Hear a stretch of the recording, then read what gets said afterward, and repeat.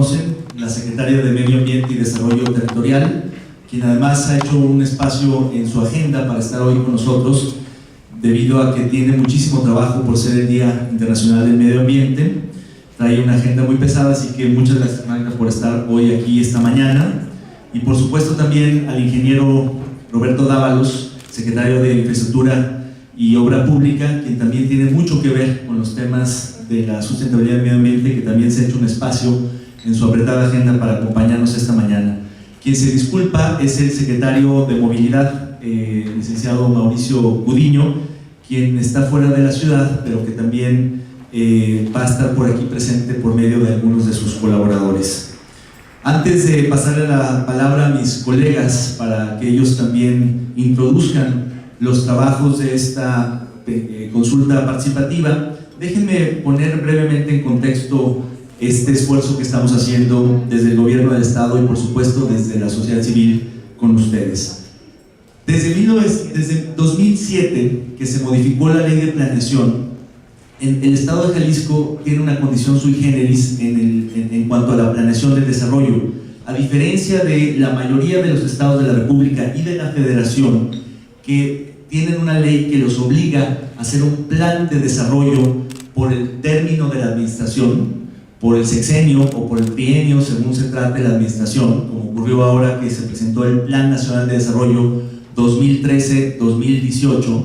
En Jalisco, desde 2007, existe la Ley de Planeación del Desarrollo de manera mucho más amplia y más incluyente y más flexible. Y en ese sentido, por primera vez en 2007, se elaboró un Plan Estatal de Desarrollo de largo plazo, que como ustedes saben es un plan que todavía está vigente, que se imprimió en 2008, se presentó públicamente en 2008, que se elaboró en 2007 y es hasta el 2030, tiene una vigencia de largo plazo. Eso con el fin, en su momento así se explicó, de poder trascender los ciclos político-electorales, los términos sexenales, los plazos muy acotados que suponen las administraciones públicas y pensar en el largo plazo.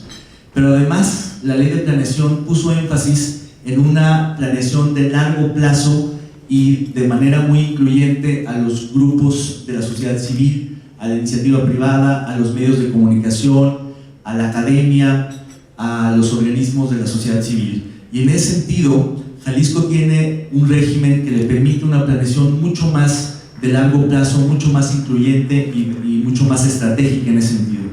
De modo que hace exactamente mes y medio, el gobernador anunció la estrategia de consulta participativa del plan, que comprende una serie de instrumentos muy importantes, muchos de ellos innovadores, que van a permitirnos elaborar este plan en un sentido de actualizar el que está vigente, relanzarlo, ampliarlo y ponerlo, digamos, a punto en función de este largo plazo, y de ahí hayamos llamado un Plan Estatal de Desarrollo 2013-2033. Si el pasado, el vigente, es al 30, este lo quisimos poner al 33 para hablar de una visión de 20 años, de 2 décadas. Los instrumentos que contempla este plan son varios, algunos como redes sociales, la utilización de redes sociales, que antes, hace 6 años, no existían y que hoy son un mecanismo muy importante de comunicación y de participación, pero también la utilización, por ejemplo, de la urna electrónica, tampoco existía hace 6 años, para una consulta ciudadana itinerante que vamos a realizar por distintos municipios y puntos del área metropolitana, una encuesta ciudadana muy amplia que nos va a permitir tener una radiografía muy precisa de las regiones, de los polos de desarrollo, de las ciudades medias del estado. También vamos a hacer una consulta en línea mucho más interactiva que las que comúnmente se realizan. Vamos a hacer, en fin, un sinnúmero de consultas por distintos medios, 7 instrumentos en total, que hacen de este plan un plan hasta cierto punto innovador y que mejora sus metodologías en cuanto a esta consulta participativa. Básicamente la apuesta que queremos hacer en esta administración que arranca casi ya en sus 100 días es lograr que sea un plan estatal de desarrollo verdaderamente incluyente. Y aquí, cuando digo esto, no es solamente retórica, es una apuesta real a que en este plan nos reflejemos todos, no únicamente los funcionarios, no solamente quienes son los responsables directos de las políticas públicas, sino todos aquellos que tienen que ver con ellas. Y en ese sentido, el Plan Estatal de Desarrollo es un plan que parte de la premisa de la gobernanza, donde debemos entenderlo en el sentido de que hay una corresponsabilidad, una correspondencia, una colaboración y una coparticipación. Y en ese sentido, la participación de todos ustedes es fundamental.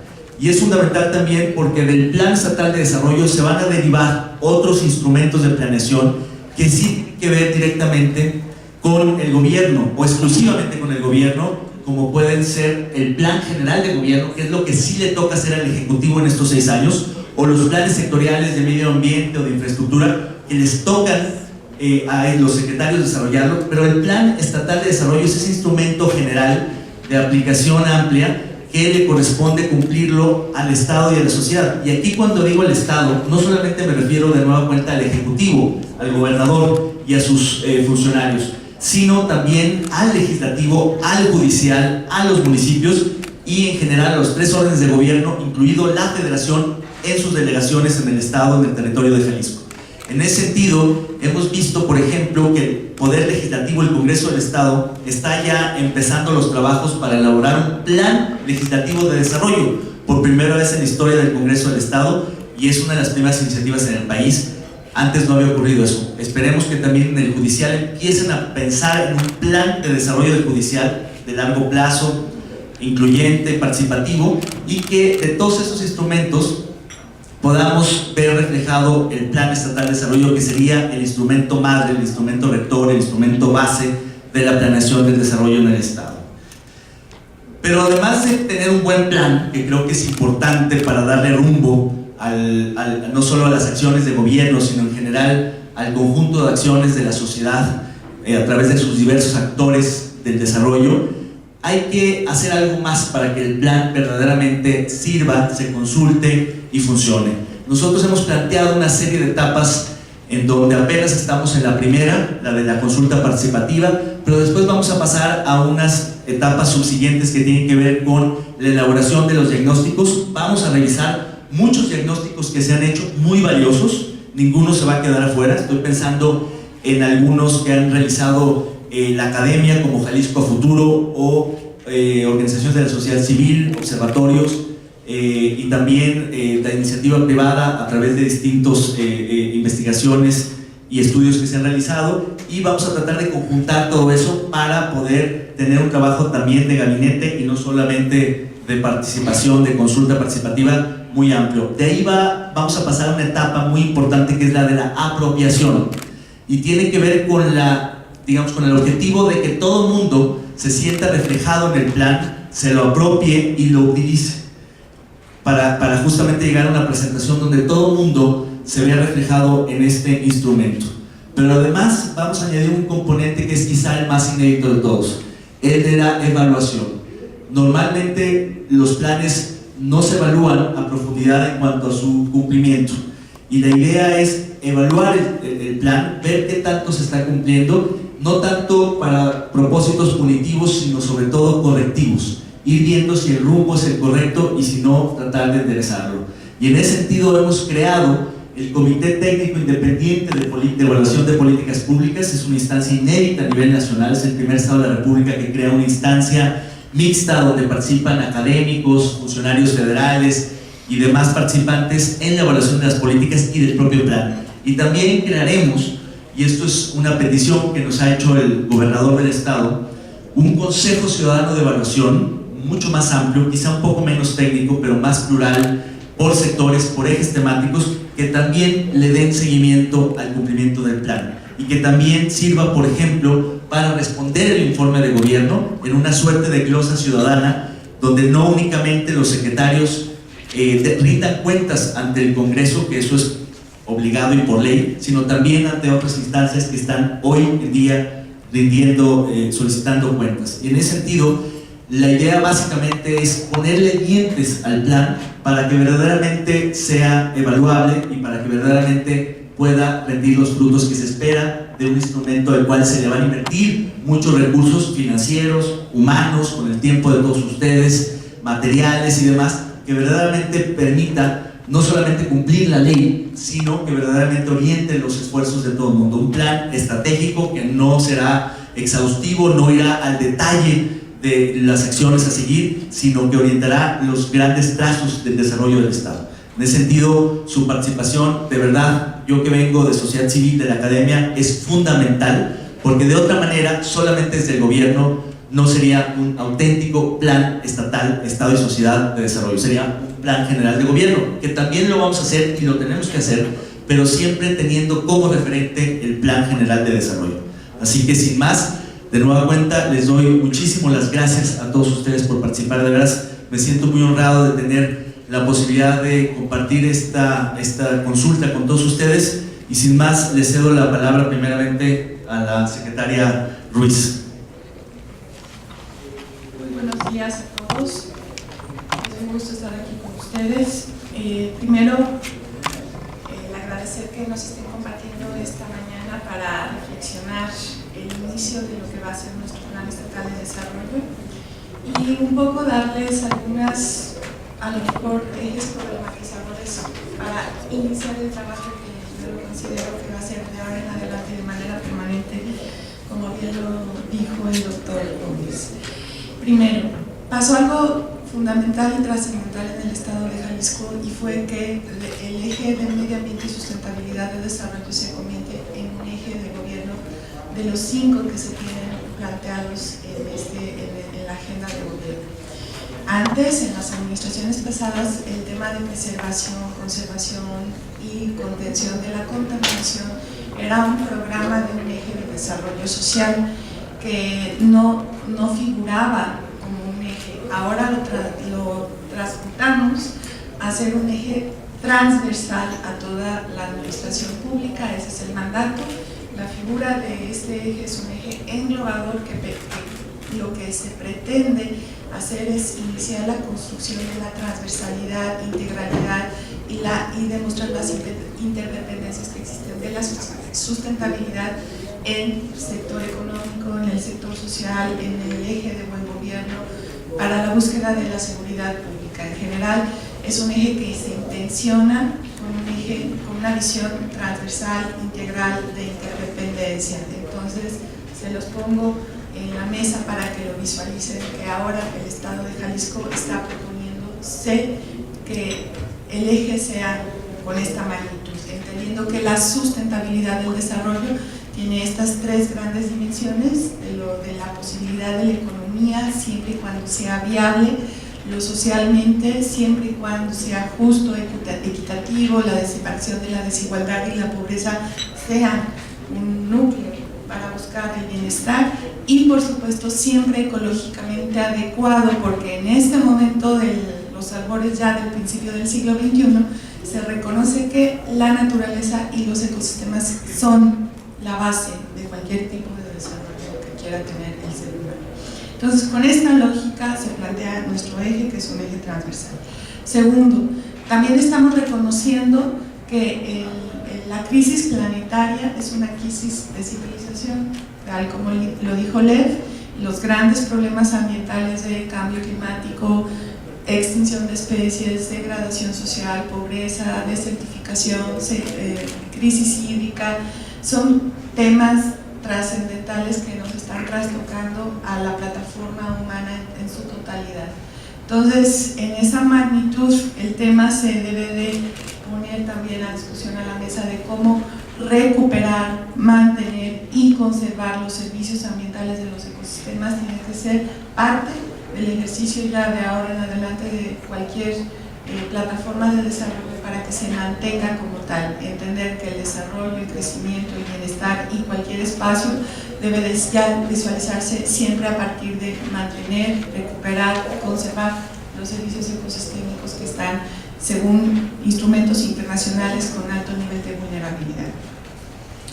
En este mismo tenor, en tercer lugar, la CEMADET, que ahora se transformó precisamente de unas CEMADES que bueno, sigue teniendo, pero espero que se cambien esos escenarios para la siguiente presupuestación, pero el 0.013%, una base institucional muy desmembrada, desligada, desarticulada, sin solvencias técnicas, ahora agarra otra figura donde todo lo forestal, áreas naturales protegidas, pero sobre todo se hace un énfasis en el 21 de la ley orgánica, donde precisamente toda la planeación y el ordenamiento del territorio vienen con criterios de sustentabilidad, y esto es algo profundamente trascendental.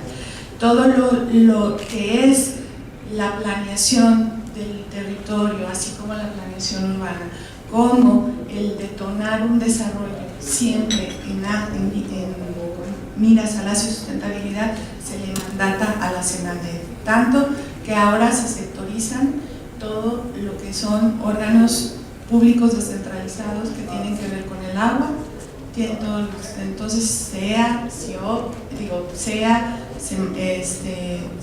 CEAPAL de Vallarta, CIAPA, así como los órganos públicos territoriales como los parques urbanos, pero enfatizando todo lo que tiene que ver con vivienda y la generación del plan, el programa de vivienda, así como orientar las directrices de la planeación urbana con vistas a la sustentabilidad, se vienen a la Semarnat. Así de trascendente se convierte el encargo de la Semarnat, y en esta magnitud y nivel de responsabilidad es como los invito a que se piense este eje de desarrollo, que van ustedes a estar reflexionando. Entonces, no solamente es alinear, es acompañar un eje de sustentabilidad que nace, ahora sí, en blanco y negro, pero que hay que hacerlo un espacio vivo, que vaya teniendo fortaleza y que vaya viviendo a partir de lo que se vaya a plantear y visualizar en nuestro plan estatal de desarrollo. Por último, decirles que en la construcción de todo lo que nosotros hicimos como agenda de trabajo siempre tuvimos instrumentos orientadores como los objetivos del milenio, la evaluación de ecosistemas del milenio, las grandes convenciones de cambio climático y biodiversidad, por enumerar algunas, pero esto se debe de aterrizar a indicadores, no solamente de resultados.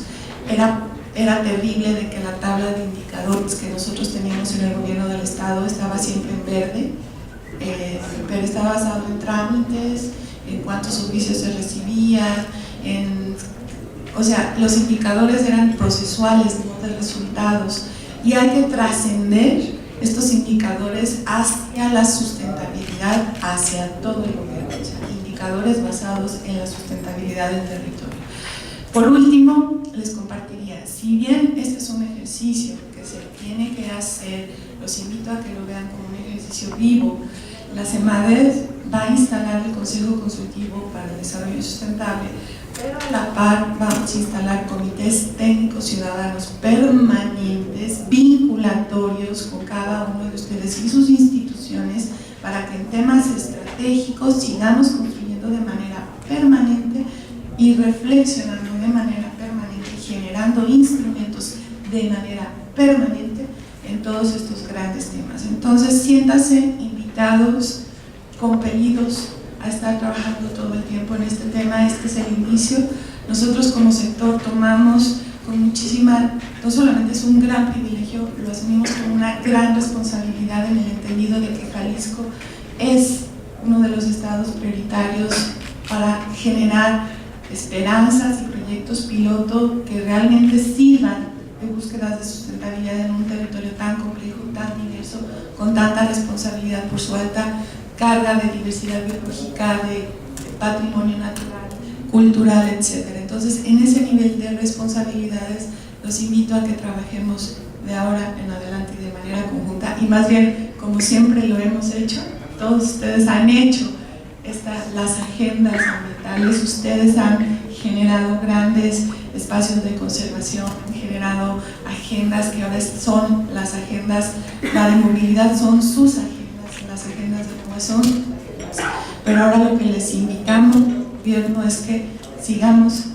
de la mano, o juntos, o con conflicto, o con disensos, pero con objetivos claros para construir la sustentabilidad de nuestro estado. Entonces, pues qué gusto, y que tengan una productiva mañana en este inicio del trabajo en el plan de desarrollo. Muchísimas gracias. Muchas gracias, Marga. Ahora el ingeniero Dávalos, secretario de Infraestructura y Obra Pública.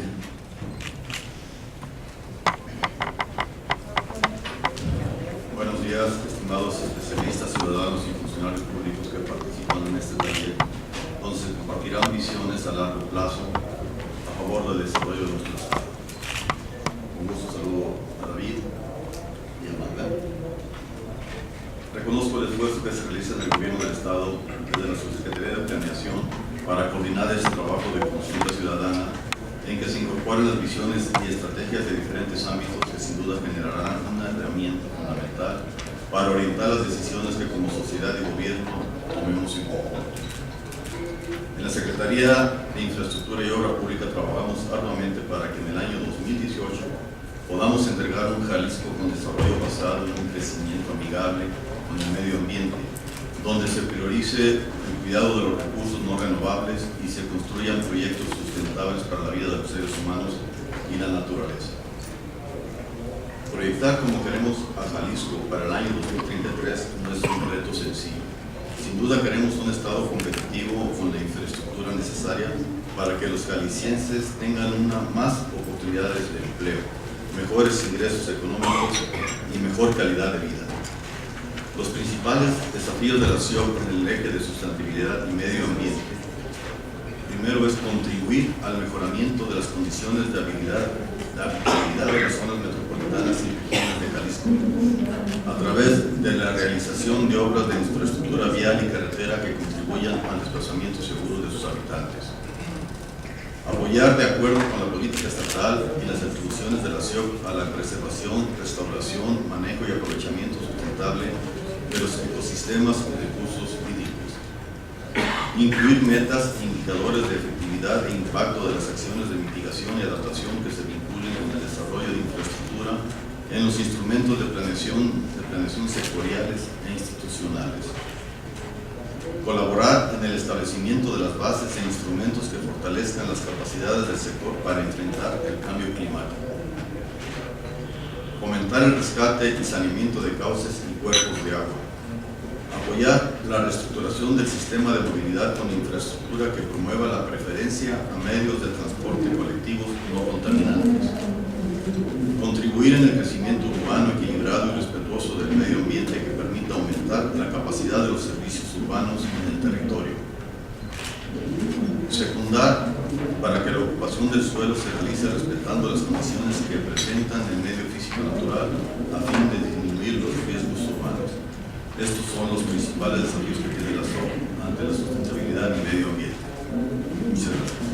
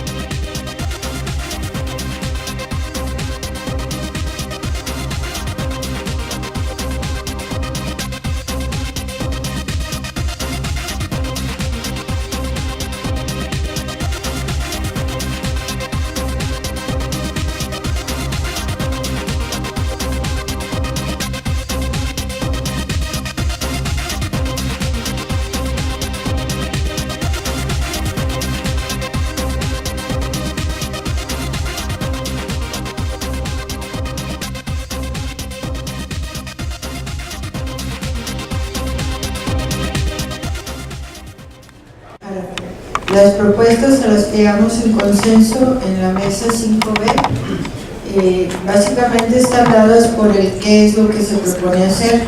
Ya sería implícito llevar el desarrollo de las estrategias y las tácticas para implementarlas. En primer término es ofrecer alternativas como es el uso del automóvil. Para ello, ¿cómo podemos hacer que las personas puedan tener alternativas diferentes al uso del automóvil o compartidas con el uso del automóvil? Un transporte público eficiente, con todo lo que conlleva el serlo, la reestructuración de rutas del transporte público y la recuperación de espacios para peatones, ciclistas y vehículos motorizados de menor impacto. Para todo ello se debe tomar como referencia, como se señaló aquí, investigaciones, estudios que ya existen sobre principalmente lo que es origen-destino.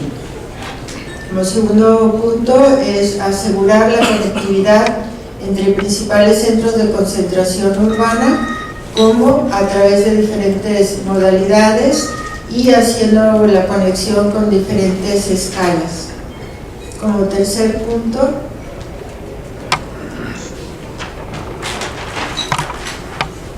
es la recuperación de la rectoría del transporte público por parte del Estado para poder generar políticas públicas y regular todo este tipo de actividades en beneficio de todos los involucrados. El punto número 4, lograr un desarrollo urbano enfocado al transporte, digamos con la necesidad de los compañeros para que la planeación urbana sea enfocada al sistema de transporte, no sea un complemento, sino sea planeado al mismo tiempo, especialmente para todo lo que es el crecimiento nuevo de la ciudad. Promover el origen-destino en espacios de proximidad, alinear los reglamentos de desarrollo urbano para favorecer el transporte público. Esto es por parte del punto número 4. En el 5 es trabajar permanentemente en un aspecto muy importante que vimos nosotros, que si bien no es algo nuevo, es imperante la necesidad de que se refuerce en todos los ámbitos, y son las cuestiones de educación, cultura y responsabilidad vial. Lo quisimos separar, lo quisimos englobar como educación, porque realmente es un programa de concientización del uso racional del automóvil y el respeto al espacio público, el respeto al peatón, el respeto al ciclista y el respeto al que va en la vía motorizada, en donde todos tienen el mismo derecho de utilizar ese espacio público. Son los 5 puntos que nosotros como grupo abordamos. Muchas gracias. Y los colegas de la M5A. Digamos, algunas cosas no las voy a repetir y obviaré los acuerdos, haré referencia a ellos. Y nuestra mesa generó solamente 11 consensos, entonces vamos a pasarlo rápidamente. En principio, respecto al documento, creemos que es necesario profundizar en el diagnóstico. Lo que escuchamos de parte de la secretaria, particularmente, la visión de transversalidad, de no sectorización, en fin, no está reflejada en los documentos. Y nos referimos no solamente al de movilidad, sino al de calentamiento y al de POET, muy importante. Más tarde haré referencia a un esquema que nos parece que explica la necesidad de complejizar y de profundizar en el diagnóstico. Entendí que David decía que es más bien hacia adelante, bueno, también clarificando dónde estamos y cuáles precisamente las preguntas que nos hacemos y las respuestas que estamos dando, y en ese sentido la necesidad de sí tener más afinados los diagnósticos, los documentos que nos ofrecieron para la discusión. Específicamente en el tema de movilidad, segundo consenso, es necesario clarificar el concepto de movilidad, ¿no? Muy en coincidencia con el tema 4. El documento se refiere básicamente a transporte público y el concepto de movilidad, que el consenso es que efectivamente sea la línea conductora y no solo transporte, aludiría, como se sabe, a uso de suelo, más transporte público y referido al otro eje, cambio climático, ¿no? Sobre todo por los aspectos de eficiencia energética y algo que más adelante platicaremos. Bueno, específicamente y en complemento, generamos esta reflexión, digamos, en lo que Magda sobre todo aludió.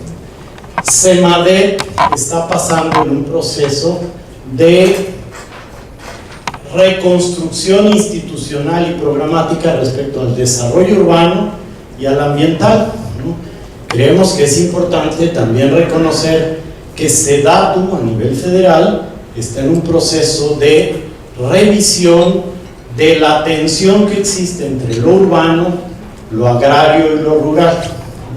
Entonces, estas tres partes o tres aristas de la problemática institucional y jurídica y de instrumentos de actuación nos parece que debe ser reflejada en un diagnóstico y en una concepción clara de las implicaciones que tiene, por ejemplo, la dispersión de las ciudades respecto al servicio de transporte público. Entonces, esta alusión que se hace aquí al desarrollo urbano y transporte público, nosotros la encontramos reflejada en una problemática más amplia. Aludimos a la vinculación o al tema de Ley General de los Asentamientos Humanos versus LEGEPA, al instrumento de planeación de desarrollo urbano, a saber, programa o planes, versus POET o POEL, toda esta discusión que no tenemos resuelto como nación, y a la tensión permanente del cambio de uso de suelo, precisamente asociado al tema que Magda aludía de los servicios ambientales. Entonces, digamos, sintéticamente, una problemática jurídico-institucional que no encontramos referidos en el documento y que fue de consenso profundizar. Entonces, profundizar en el diagnóstico, profundizar y clarificar el concepto de movilidad. Tercero, sistema integrado de transporte, intermodal, etcétera, como se aludía aquí, más, ¿no?, la discusión amplia sobre el sistema tarifario, ¿no? Con el criterio básico, importante en su concepción, de privilegiar transporte colectivo, ¿no?, y en ese sentido tarifas al uso frecuente y no como sigue diseñándose para sectores específicos. Creemos que el reto más importante no es que lo usen los pobres en transporte colectivo, sino que lo use la mayoría. Entonces hay una mala concepción respecto al uso de la tarifa como instrumento de desarrollo social, cuando de lo que se trata aquí es del uso de la tarifa como palanca para el uso frecuente del transporte público. Entonces, toda una discusión que habría que dar sobre la complejidad del sistema tarifario, que además tiene que ver con diferentes regiones del Estado, ¿no? Entonces, las especificidades regionales deberían estar reflejadas también en la discusión del sistema tarifario, ¿no? Entonces, todo lo que aquí se ha dicho del sistema intermodal, diferentes modalidades de transporte, en fin, lo estaríamos discutiendo. Hay una propuesta concreta sobre transporte gratuito, ¿no? Y muchas de estas ya aparecen en la página de la mesa, enunciadas y explicadas más ampliamente lo que yo puedo hacer aquí. Cuarto, el documento es básicamente un documento de zona metropolitana de Guadalajara. Es un sesgo, digamos, en donde la parte se convierte más importante que el todo, ¿no? Entonces, evidentemente, hay que reponer ese análisis, ese diagnóstico y, por supuesto, la propuesta. Entendemos la problemática específica de la zona metropolitana, pero sugerimos, y fue consenso de la mesa, que las especificidades regionales debían ser atendidas. Es tan problemático la escala de la zona metropolitana como olvidadas muchas de las regiones del Estado respecto al servicio de transporte público. Se aludió, entre otras cosas, al transporte de mercancía. nuevamente en su doble vinculación, logística en la ciudad, horarios y todo eso que se sabe, vehículos apropiados, y el efecto tan importante que tiene la producción y en ofrecer medios alternativos para la accesibilidad en localidades remotas, cosa que está olvidada como servicio público en el resto del estado, y la posibilidad de introducir el concepto de servicio mixto que combina mercancías y pasajeros. Se dijo respecto a estas dos cosas, lo importante de la frecuencia del transporte en la ciudad difiere mucho con la necesidad de la certeza de que el transporte va a pasar cada mes o cada semana o cada día en las localidades más alejadas. Entonces, no olvidar que el plan de desarrollo estatal involucra a todas las regiones del estado, aunque la especificidad de la zona metropolitana tendría que ser atendida en su complejidad, en su problemática. Sexto, el tema de renovación energética y tecnológica, muy ligado al tema del cambio climático, estuvo discutido en términos de desempeño energético, con cuidado respecto a los cambios tecnológicos que se proponen, y el resultado en términos de sistema en su evaluación de desempeño ambiental. Esto es, cuidar que el resultado y los indicadores que pasaré a continuación estén medidos en términos de emisiones, no de si un sistema es más bonito o si el color del camión es rojo o azul, sino cuál es el resultado del sistema finalmente en términos de las emisiones al ambiente. Séptimo, se alude a las iniciativas de ley. El criterio y el consenso de la mesa es considerar que ya hay avances y retomar las discusiones de propuestas existentes, para sobre todo darnos la oportunidad de no repetir errores. Aludimos a dos iniciativas que la mesa conoce y que discutimos, que es una llamada ley marco y segundo, una iniciativa de cambio al sistema de transporte público. Esencial cambiar el marco jurídico. Y la particularidad de la ley marco sería que es una ley que discute que hay que cambiar varias leyes, no una ley que discute qué cambios hay que hacer. Con esto me regreso al principio. El tema de código urbano, el tema de reglamento de zonificación y el tema de vialidad y de equipamientos, etcétera, debe ser visto en su integralidad y en su complejidad. No podríamos hacerlo en la mecánica normal de discutir iniciativa por iniciativa. Entonces, la propuesta de una ley marco similar a la reforma del Estado pudiera ser el mecanismo que detone una discusión integradora sobre el concepto de movilidad, que es lo que nos pidieron discutir. Octavo, indicadores. Se aplaude la idea de que se incorporen. Se sugiere básicamente focalizarse a viajes, revisar metodológicamente los diagnósticos que se tienen. El documento ya trae datos, pero son datos que no necesariamente reflejan una real comprensión de los indicadores que se pretenden.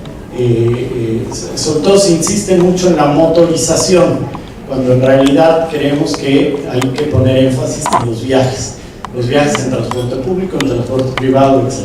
Esto es el problema, no es que haya carros, ¿no? El problema es que los usemos y que los usemos más que lo que usamos en transporte público, pero no es precisamente el indicador, el número de carros lo que nos debería preocupar, como un ejemplo. Educación y cultura vial, se ha dicho, promoviendo cambio de hábitos en la medida en que es un instrumento de desarrollo. Tenemos que promover, por supuesto, la corresponsabilidad, que se ha dicho por ahí, y en esa medida introducir cambio de hábitos. Precisamente el consenso 10 es institucionalizar los espacios de colaboración, concurrencia y corresponsabilidad. Esto es asumir que en el tema movilidad confluyen los tres niveles de gobierno y confluyen la responsabilidad del cambio de hábitos. Pero, digamos, la reflexión de la mesa fue tratar de pasar de la discusión de los medios públicos, ¿no? en el periódico, a la discusión en espacios institucionalizados. o como hemos dicho en otros momentos, pasar de las ocurrencias a las concurrencias. Esto es, que no amanezcamos un día con que un medio de transporte es mejor que el otro, que se discuta concurrentemente entre las autoridades que lo tengan que hacer y corresponsablemente entre la ciudadanía y el gobierno. Por último, una provocación que esperamos que tomen. 2033 o 2030 es igualmente arbitrario, ¿no? 2030 como horizonte de planeación coincide con uno de los ciclos burocráticos reconocidos, que son los sexenios. Como una idea de evaluación, pero también de continuidad, sugerimos evaluar el horizonte 2030 como un horizonte válido, ¿no? Insisto, puede ser tan arbitrario el 2030 como el 2033. Creemos que si hay realmente un proceso de evaluación, debería considerar que probablemente este sea un horizonte burocrático y cíclicamente más válido que el 33. O sea, 20 años de planeación o 3 sexenios puede ser igualmente arbitrario. Y incluir, y aparece en una de las propuestas, la evaluación del presente y del pasado, de tal manera que los dientes que se le asignan al futuro, ¿no?, a los indicadores y a la evaluación, incluya la revisión crítica de lo que hemos venido haciendo en el pasado reciente. Entonces se detalla ahí como casos las concesiones, el macrobús, las ciclopistas, debían ser sujetas de evaluación para no cometer los mismos errores. Muchas gracias. Buenas tardes, soy Rodrigo Flores, académico del ITESO, y voy a hablar en nombre de la mesa 4 que está allá. Entonces, si algo me queda en corto, ellos ya me complementarán. Nada más tratamos 3 temas para podernos entrar en ellos. Nosotros los abordamos con más amplitud. Creemos que el agua subterránea debe tener un plan maestro de manejo de cuencas, un plan maestro de manejo de agua subterránea, pero tiene que ser, aquí lo he escrito yo mal. Un plan maestro que esté observando, que corresponda a la recuperación y conservación de los acuíferos con vistas al cambio climático, o sea, que aumente la resiliencia de los espacios urbanos que estén sobre mantos freáticos, y también con vistas a reorientar el desarrollo económico a zonas superhabitarias en aguas subterráneas. Por ejemplo, que los 4 mantos freáticos que tenemos todavía, que con más de 100 metros, bueno, que tienen mucha disponibilidad, sea donde se reoriente el desarrollo. Entonces, que no nada más estamos pensando en aquellos que ya se les está acabando el agua, sino en aquellos que tienen agua, bueno, pues mover las industrias que conviven con centros urbanos, moverlos para allá. Entonces, estamos hablando de un ordenamiento, de tener un régimen de concesiones que ahora sí abarque todo lo que tiene que abarcar, concesiones que se retiren, muchas gracias, que se vayan retirando de las zonas que estén en crisis, que estén ya llenas, y además que tengamos información real, porque ahorita sabemos cuánta extracción hay porque son las que dice el título, pero no hay medición real. Creemos que tiene que haber de entrada un diagnóstico que nos diga cuánta agua hay, cuánta nos queda, qué calidad tiene. Ese sería un monitoreo constante, pero también que nos determine zonas de recarga para que no les construyan estadios y plazas ahí encima. Y que diga qué zonas de recarga deben trabajarse de forma natural y cuáles en forma forzada. También debe haber instrumentos de gobernanza. Este plan de maestro, ¿quién lo va a llevar a cabo? Pues estamos discutiendo qué esquema podría ser y proponemos una plataforma intermunicipal como la que manejan en el río Yuquila, explorar qué tanto puede extenderse a todo el estado, pero que los componentes que debe tener es una gran presencia ciudadana, no decisiones entre puros usuarios, porque aunque tienen algún derecho de estar ahí porque son los que tienen las concesiones, pues los que no tenemos concesiones, pero si tienen una necesidad del agua, pues quedaríamos fuera. Entonces tiene que haber gran presencia ciudadana, debe haber transparencia y rendición de cuentas, como conviene la gobernanza. Otro tema es el ordenamiento ecológico territorial con visión de cuencas. Este ya venía en la página, nada más le dimos una revisada. Debe haber inclusión de la hidrología, porque en el ordenamiento ecológico territorial, que nos corrige la mesa que se encargó de eso, no tiene la discusión de la hidrología, y tendría que venir cuánta agua hay, cómo se manejan las inundaciones, etcétera. La visión de Cuenca ya viene después, nos pasaron después la segunda edición. Ahí ya viene alguien discutiendo la visión de cuencas. ¿Para qué sirve? Sirve, por ejemplo, cuando hay una inundación, no la tienen que resolver Tlajomulco separada de Zapopan, sino que tienen que discutir cómo se va a manejar esa cuenca, cómo se prepara para antes de la lluvia y cómo se prepara durante las lluvias.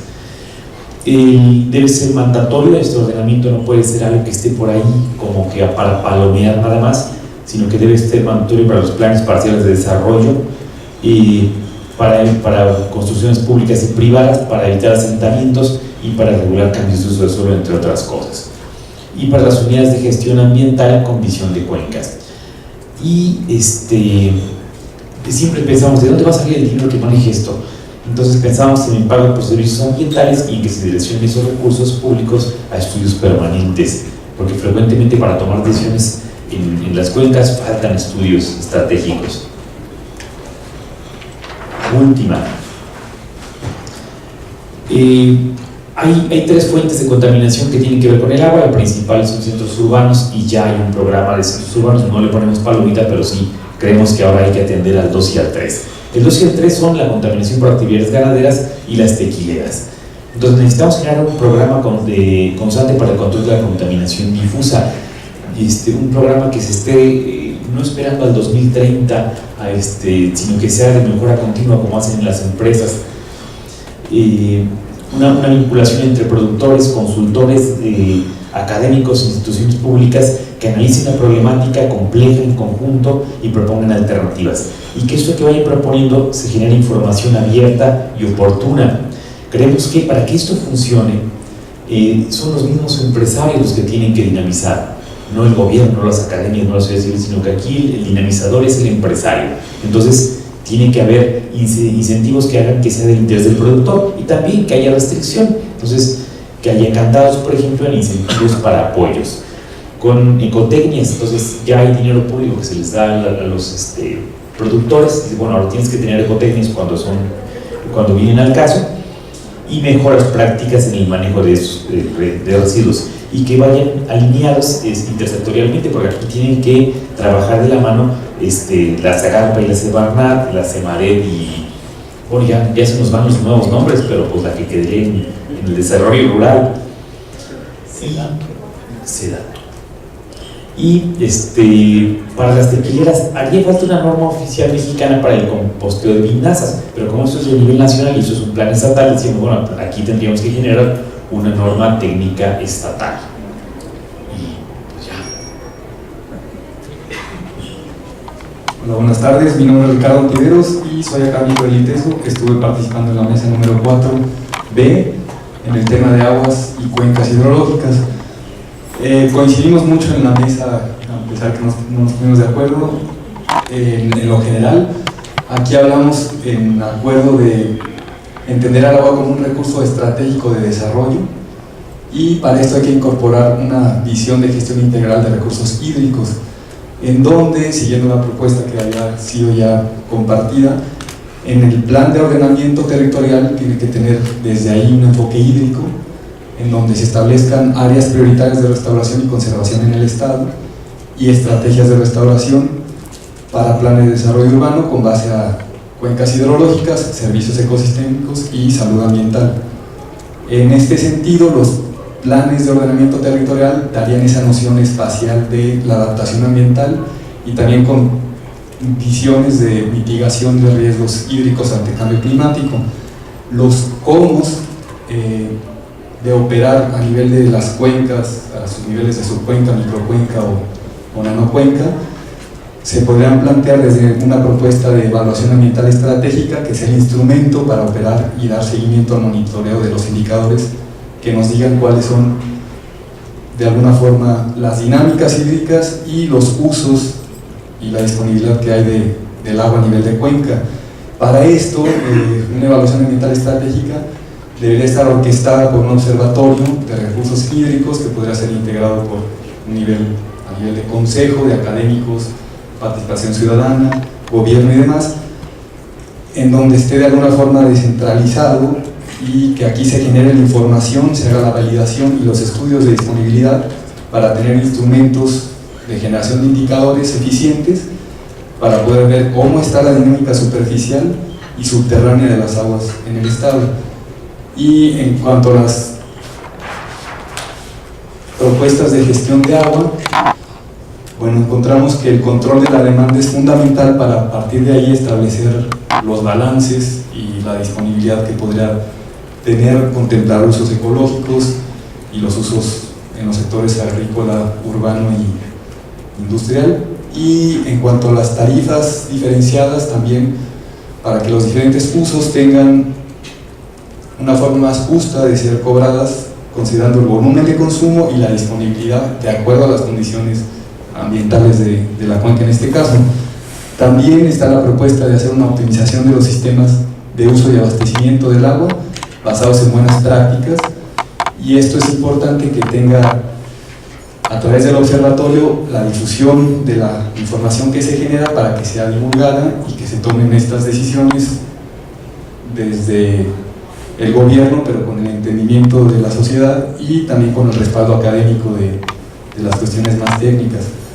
Otro de las propuestas de gestión es promover la participación ciudadana con una cultura de educación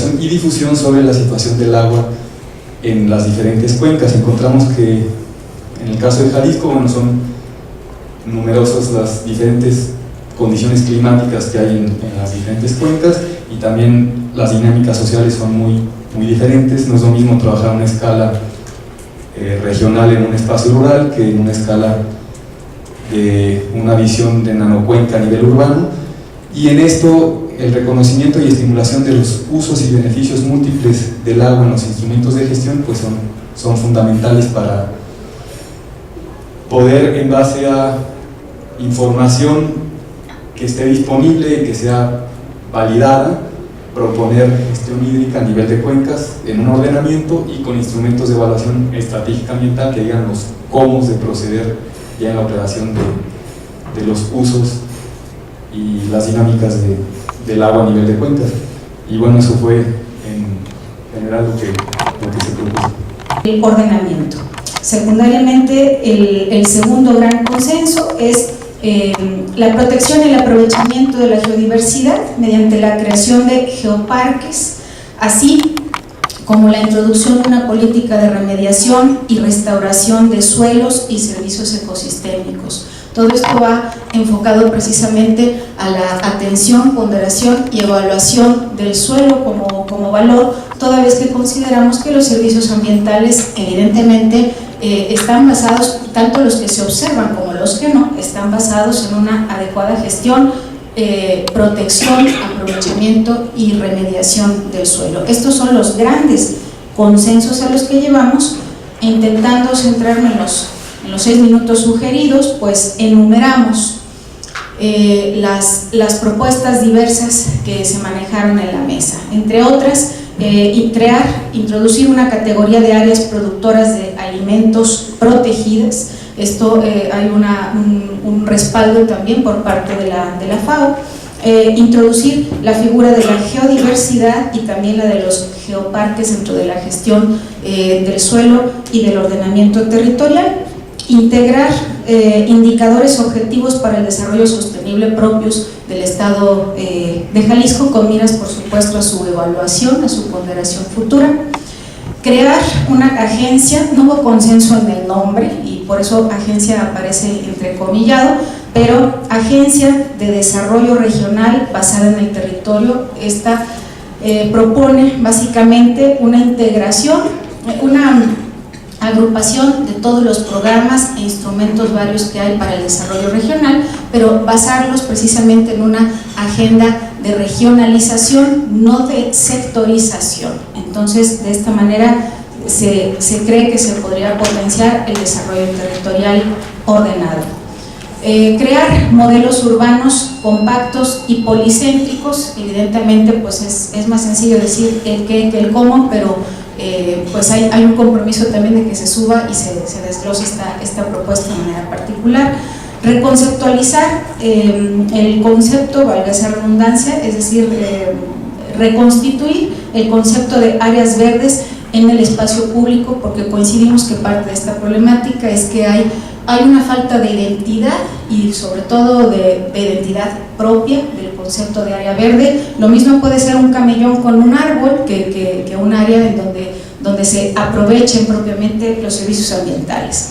La planeación integral de infraestructura, tecnología e innovación para el desarrollo tiene que verse de manera sistémica, a fin de que pueda generarse esta sinergia, no solamente tecnológica, sino para el aprovechamiento y preservación de los recursos. Introducción del concepto de resiliencia en las políticas de gestión del territorio, toda vez que en este momento se encuentra ausente. La creación de esquemas de financiamiento intermunicipal basados en esta nueva política de regionalización, considerando que no haya un financiamiento por sectores o por proyectos, sino que sea eficiente para una multiplicidad de proyectos basados en un ecosistema territorial.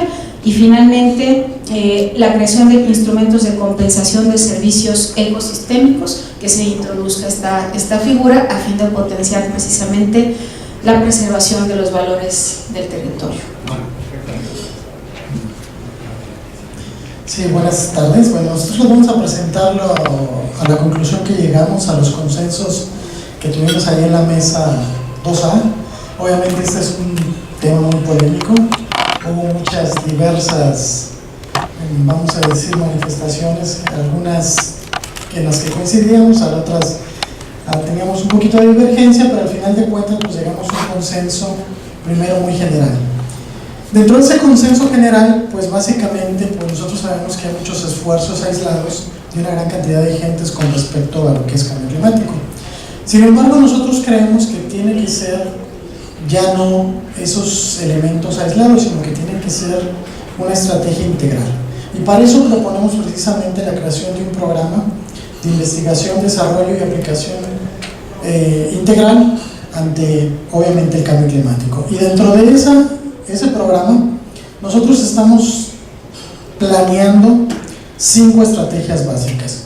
Número 1, trabajar en esos aspectos de investigación, desarrollo y aplicación con respecto a la vulnerabilidad, con respecto a la adaptación, a la mitigación, a la educación ante el cambio climático y a la difusión.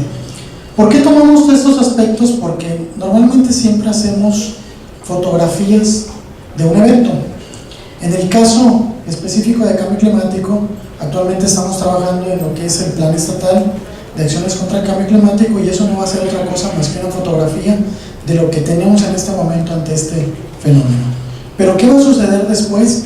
Creo que también es importante irlo visualizando, pero aparte de eso irlo monitoreando conforme vaya pasando precisamente el tiempo.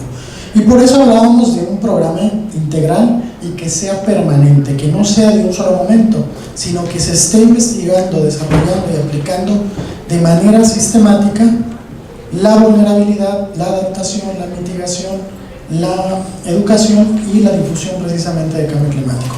Ese es el esquema más o menos general a la cual llegamos consenso con respecto al cambio climático, y dentro de él pues tenemos acciones muy puntuales y concretas que surgieron de una larga discusión. Aquí pusimos algunas de ellas, obviamente no todas, como trabajar, por poner algunos ejemplos, en la arquitectura bioclimática, en el incremento de áreas verdes urbanas, en fomentar la investigación y el emprendedurismo, sobre todo en tecnologías limpias y verdes, mejora del transporte público que tiene que ver básicamente con lo que es movilidad, incentivar la conservación, restauración de los ecosistemas, sobre todo motivando, incentivando de una manera mucho muy importante la conservación desde el punto de vista privado, y por otro lado desincentivar lo que es el uso del automóvil, apostándole al transporte público y a la movilidad en general de otro tipo, como puede ser también la no motorizada.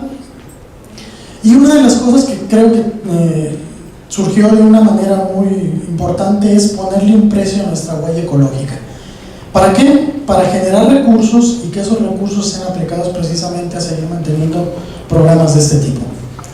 Basar las acciones del cambio climático precisamente en el conocimiento científico que se está generando hoy en día, y que el que tenemos que generar no nada más en este momento, sino de aquí en adelante al 33 o al 50 o al 100, al que ustedes me digan. Proteger la vegetación, las áreas naturales protegidas, las áreas productivas como la agricultura, la pecuaria, la forestal, desincentivar el crecimiento de la mancha urbana, incorporar y actualizar la estrategia para la conservación y uso sustentable de la biodiversidad, armonizar prácticamente todos los planes, inventarios, lineamientos de política ambiental, como puede ser el Plan Estatal de Acciones de Cambio Climático, la Ley General, la Ley Estatal y todos los demás ordenamientos que existen a este respecto, generar una estrategia estatal integral, sobre todo en zonas costeras que están muy descuidadas en el estado de Jalisco, categorizar nuevas áreas prioritarias de adaptación, como son zonas de protección de producción alimentaria, y finalmente vincular todas esas actividades a una economía de conservación de los ecosistemas, precisamente para tratar de adaptarnos y mitigar precisamente lo que es cambio climático. Muchas gracias. Soy Fernando Córdoba, de la Universidad de Guadalajara, del Centro Universitario de Arte, Arquitectura y Diseño. Bueno, nuestra mesa fue particularmente, digámoslo así, cómoda, porque fuimos 3 personas los que estuvimos ahí debatiendo, o más que debatir, estuvimos compartiendo visiones, y esto es algo de lo que quisiera comunicar en este momento. Bueno, las 2 primeras fueron como elementos que ordenaron un poco el intercambio de opiniones en términos de que las acciones de mitigación tenían un costo intrínseco y un costo extrínseco, entendido como esto, como el pago del componente, cuando no hay pago del componente social, y se logra a través de un aumento de la eficiencia, y el costo extrínseco, que demandaba un abatimiento positivo a través de inversiones, específicamente de la parte pública. Y en la parte de adaptación identificamos como un instrumento importante el atlas de riesgo, pero asociado con cambio climático. Ahora, dentro de las propuestas que empezamos a discutir, es que nos parece muy importante que se promueva un mercado de emisiones que sea en este momento voluntario. Es decir, en este momento, que eso fue parte de la discusión, México no forma parte, no tiene compromisos hasta el 2020 aproximadamente, y asumir compromisos de mitigación o de disminución de emisiones implicaría que saliera México del sector actual, o de la situación actual, la circunstancia actual, que le permite atraer inversiones del mercado de bonos de carbono. Entonces, dado que México avanza hacia esa posición, en este momento podría ser una buena oportunidad para empezar a construir, digamos, estas bases, y hacerlo a través de un mercado de emisiones voluntario que incluyera acciones por parte de políticas públicas que fomentaran la competencia voluntaria a través de inventarios, también proyectos de cero emisión offset para la inversión en proyectos de captura de carbono, y que se viera reflejado en un plan de mitigación voluntario. Para aprovechar la coyuntura que tiene en este momento nuestro país, que está en las mismas circunstancias de Brasil y de China o de la India, ¿no? Lo segundo es un inventario estatal que sea medible, que sea bianual, preferentemente, o trianual, porque tiene un costo efectivamente, con la misma metodología, para que pueda ser comparado su desempeño respecto a la línea base. Aquí, en este sentido, tendría que hacerse un énfasis en la cultura de la medición de todos los actores sociales, que en este momento, bueno, está dentro digamos, como de la esfera de lo voluntario, pero un papel de las políticas públicas o del Estado tendría que ser potenciarse como un movilizador social a través de una estrategia educativa formal e informal en todos los niveles educativos, es decir, políticas públicas que incluyan ya la formación o la inclusión de todos estos contenidos ya desde primaria hasta las universidades. En algunos casos, bueno, hay iniciativas, por supuesto, en instituciones públicas, pero no tenemos planes O sea, no tenemos de una manera contundente estos contenidos en nuestra formación, ni tampoco en los planes, por ejemplo, de las escuelas, como para, digamos, actuar o para tener algún tipo de colaboración con las comunidades y que tengan que ver con cambio climático. Otro es hacer énfasis a través de estas políticas públicas en la cultura de la medición. Y otro que nos pareció muy importante es que como movilizador social, el Estado debería de propiciar un clima y a través de este clima hacerlo operativo a través de una estrategia de innovación tecnológica de cambio climático en la ciudad. En ese sentido, nosotros detectamos que puede haber una estrategia para crear nichos de innovación. Digamos, la cultura convencional, tecnológica, o sea, en términos de transporte, de vivienda, ofrece grandes resistencias al cambio. Entonces, hacer o propiciar acciones en este momento que obliguen o obligatorias podría generar, entre otras cosas, choque de trenes o crisis económicas, microcrisis económicas. Entonces, una buena oportunidad es empezar a generar estos nichos, pensando en que tenemos o que existe esta posibilidad todavía de acceso a estos recursos, aunque nos platicaban que los integrantes de la mesa, que bueno, que en este momento están restringidos los recursos, pero que, digo, la disponibilidad es hasta 20 años. Otra es la difusión y el financiamiento para el cambio tecnológico, porque no solamente es proponer o sugerir que se haga esto, sino que se tiene que incentivar esta actividad. Y otra, que es el financiamiento de los proyectos pilotos. Y la otra, desde la perspectiva inicial, el gobierno del Estado también debería de incentivar sus eficiencias intrínsecas. Es decir, todo aquello que le permita mejorar su desempeño en términos de emisiones de gases de efecto invernadero.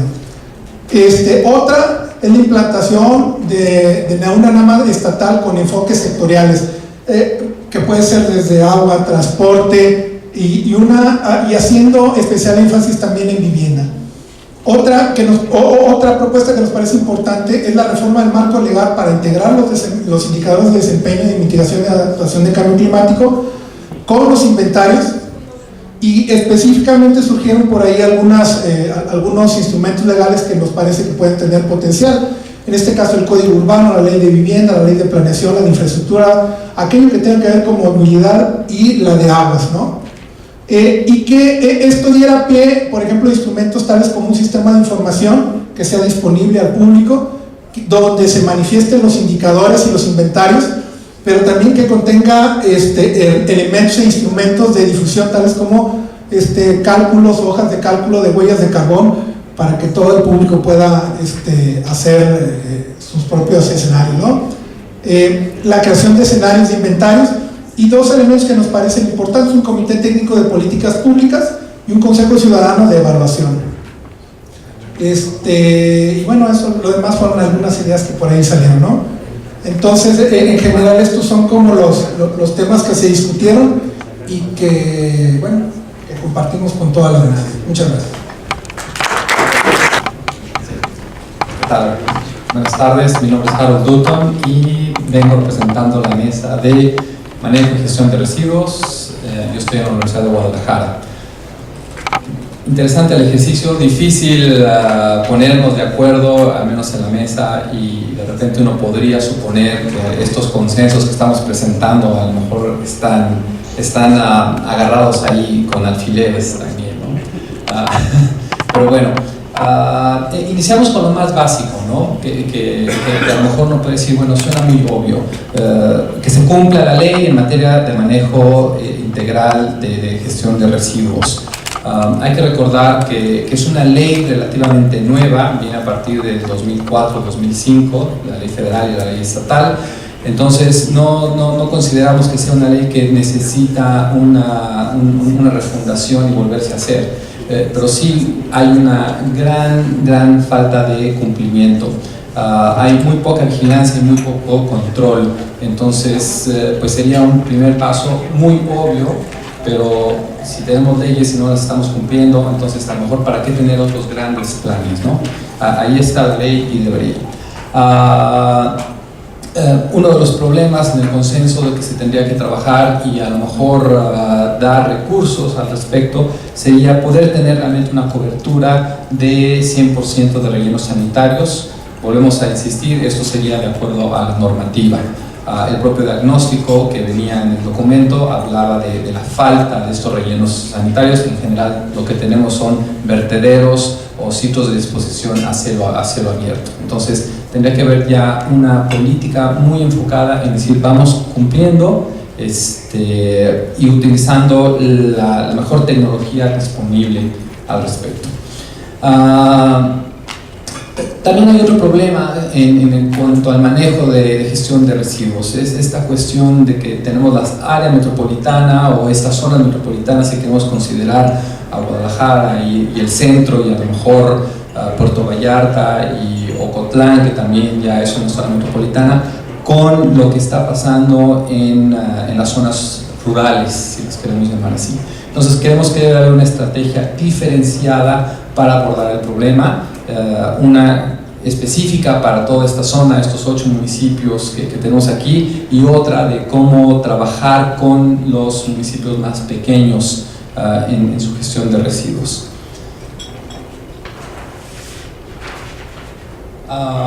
Bueno, algo que ya se está trabajando a nivel estatal es el promover las asociaciones intermunicipales. Creemos que no deben de ser necesariamente asociaciones intermunicipales con el único fin de la gestión integral de los residuos, sino realmente más bien que pudieran enfocarse a la gestión del territorio. Y bueno, considerando que ya hay el tema del agua, creemos que se podrían hacer estas organizaciones tipo bisagra que cubran las deficiencias o las necesidades que tienen varios municipios, en vez de ir creando a lo mejor múltiples cuerpos sectorizados, ¿no? Porque si no vamos a terminar al ratito con una asociación intermunicipal para residuos, una asociación intermunicipal para agua, una para movilidad, y bueno, a lo mejor vamos a estar creando muchos entes chiquitos y podría ser un problema. Creemos que se podría abordar el tema de gestión integral de residuos a través de estas asociaciones. Entonces se requiere que en el plan fueran claras cuáles serían los objetivos y las misiones. Se requiere trabajar, esto no hay todavía a nivel estatal, en un proyecto de la gestión de los residuos de manejo especial. En general no hay ningún lineamiento o ninguna norma que estipule cómo llevarlo a cabo, entonces sería necesario crear una norma al respecto, igual con lo relativo a los residuos peligrosos, aunque también hay competencia federal ahí. Hay una norma federal que es la 161, entonces habría que revisarla para ver cuáles serían las obligaciones o cuál podría ser más bien la participación del gobierno del estado. Pues a la gestión de los residuos orgánicos. Bueno, también, eso lo vemos como una ventana de oportunidad, el decir, bueno, cómo podemos, qué fin o qué utilización le podemos dar a los residuos orgánicos. Pensábamos que puede ir desde una oportunidad en generar a lo mejor energía eléctrica hasta mejoradores de suelo. Entonces habría que hacer como que un estudio que pudiera decir, bueno, en dónde es más factible o más eficiente las dos opciones. Y ya por último bueno, definitivamente se requiere mayor coordinación tanto por parte de esta nueva secretaría, la CEMADET, con COETSIJAL, para pues abrir convocatorias específicamente en decir, va a haber recursos para la investigación o el desarrollo, ya sea de tecnologías o de estudios que tengan que ver con la gestión integral, un poquito para mejorar los diagnósticos que se estén llevando a cabo en el Estado y pues la mejor toma de decisiones. Muchas gracias Pepe, y gracias a todo el equipo. Aprovecho para también dar las gracias al equipo de la subsecretaría por haber organizado este taller de las distintas mesas sectoriales. Sé que es 1:15, vamos muy en tiempo, con un ligero retraso de 15 minutos. Simplemente les quiero volver a dar las gracias. Si multiplicamos 50 expertos, especialistas, académicos con mucho renombre, con mucha trayectoria en sus distintos ámbitos, por 4 horas tenemos que aquí invertimos 200 horas hombre de muy altísima calidad. Así que eso se los quiero agradecer muchísimo, son valiosísimas las aportaciones que están haciendo. Me parece que la parte de consensuar algunas de las propuestas es interesantísimo en términos incluso pedagógicos, de tratar de entender cuál es la dinámica que a veces se genera en torno a las diferentes posturas, intereses, visiones sobre una misma problemática. Creo que el Estado tiene buenos diagnósticos, lo que hace falta son este tipo de ejercicios que permitan priorizar esos diagnósticos, las propuestas derivadas de dichos diagnósticos. Este es apenas una parte de un engranaje mucho mayor que tiene que ver con los distintos instrumentos de consulta, pero quizá uno de los más importantes porque son los conocedores de este campo y los otros expertos de los demás los que tienen la capacidad de ponderar mejor estas propuestas con argumentos científicos, técnicos, digamos empíricos, y eso es muy valioso. En ese sentido yo les quiero dar las gracias también a los voceros por haber hecho un espléndido trabajo de resumir las ponencias, y estaremos rindiendo cuentas sobre este ejercicio permanentemente. Parte de este ejercicio de planeación del desarrollo tiene que ver con hacerlo de alguna manera distinto a como se ha venido haciendo. La crítica que hemos recibido, que no es poca y que hemos visto cuando se critican a los otros planes, al de desarrollo nacional y demás, es que muchas veces estos ejercicios no llevan a ninguna parte, que luego se archivan las propuestas, que nadie les hace caso. Yo me comprometo con ustedes a que vamos a incorporarlas al plan a través de los ejercicios de priorización y después a darle seguimiento al plan a través de estos mecanismos de evaluación y seguimiento, y pedirles después que nos ayuden a definir claramente cuáles son los objetivos, metas, indicadores y los mecanismos para evaluar dichos indicadores, de modo que después podamos decir, a ver, ¿qué pasó con esto? ¿En dónde estamos? ¿Qué ha pasado? Y demás. Porque de otra manera pues estaríamos perdiendo todos el tiempo y no tendría sentido la subsecretaría que ahora me toca presidir. Y también decir que vamos a estar invitándolos a otro tipo de foros, a otro tipo de consultas, porque como ya lo adelantaba, parte de este ejercicio de planeación tendrá que ver con la constitución de estos cuerpos colegiados, ciudadanos, muy plurales, de evaluación de las políticas, programas y del propio plan, y ahí creo que después podremos seguir dialogando. Es muy poco tiempo, apenas 4 horas, es una eternidad para cualquiera con agendas muy ocupadas tomarse una mañana entera, pero es muy poco para entrarle a fondo a estos temas. Así que yo insisto en agradecerles muchísimo su tiempo, en estar muy en contacto y en invitarlos, por supuesto, a la presentación del plan cuando lo tengamos listo, que espero que sea un buen instrumento de todos. Muchas gracias y buenas tardes.